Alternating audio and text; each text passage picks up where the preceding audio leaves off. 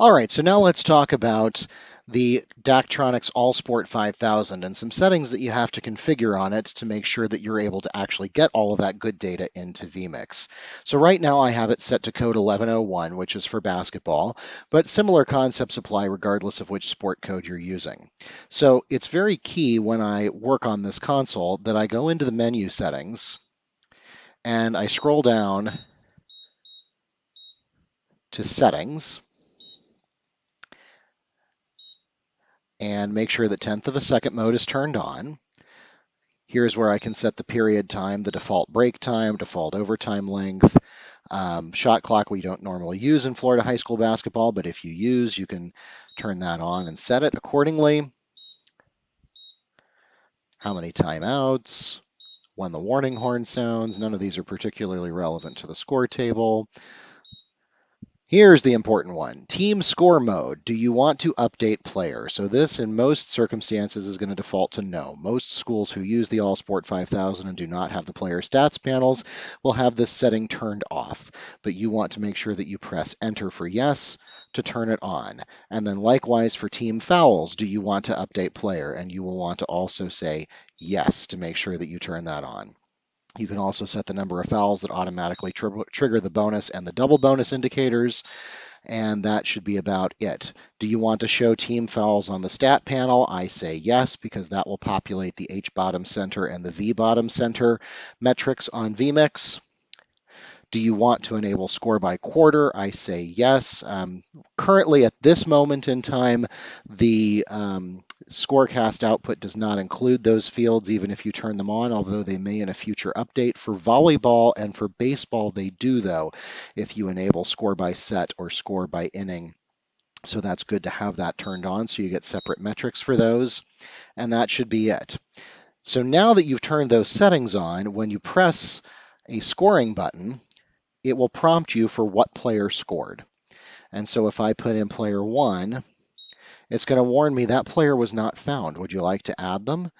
And so I'll say yes. Now, the trouble is if you do this, you're not going to be able to set up in advance who your names are. You're not going to be able to put them in the right order. They're just going to show up in whatever order you add them to the game.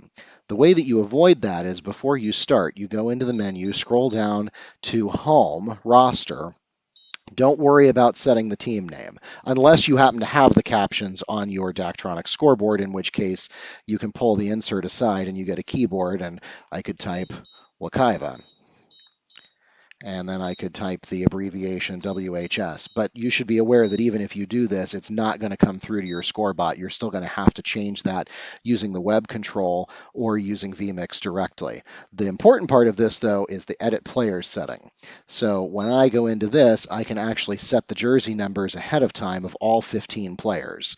So 1, 2, 4, 5, 11, 13, 15, 21. I'm just making up numbers as I go along here, but if you at any point you run out, you can just hit enter to buzz through the rest of the menu. And then it will ask you, do you want to clear the stats? What it's asking you there is, do you want to reset all of the individual points and fouls to 0 right now? If this is the beginning of the game, it really doesn't matter whether you say yes or no. Then you have the opportunity to go through the guest roster and do the same thing. You see that 1 is already there because I added them when I put the points on the board, but now I can add the rest of the numbers.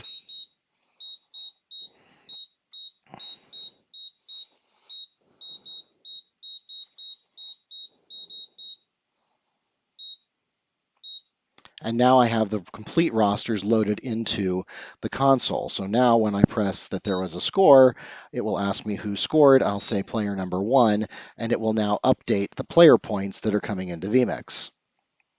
In addition, if I say that there was a foul, it will ask me who the foul was on, and I can put in what number it was.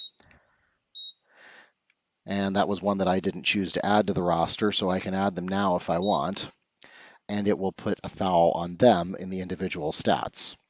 Now, as far as which 5 players are currently in the game, again, if you happen to have the luxury of having those awesome looking stat panels on the side of your scoreboard, you may already be familiar with this. But if you're not, that's what these keys on the bottom of the console are for. They control which 10 players are currently in the game. So I can choose at the very beginning of the game to do a mass substitution, and I can put in my 5 starters. Oh, I didn't do a 3. How about 4? There we go. And 10. Nope, not 10. 11. There we go. Sub OK.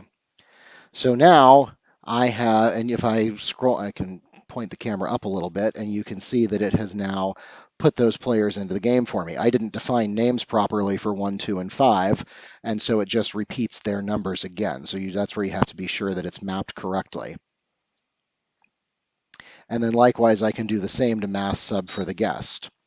Anytime I have a player come in or out of the game, I can push individual sub, and I can say that maybe number 12. Nope, I didn't make a number 12. How about a number 15? Came in for number 4. Sub OK. And now up on my screen, 4 disappears and 15 shows up. And so that'll control which 5 players are in the game.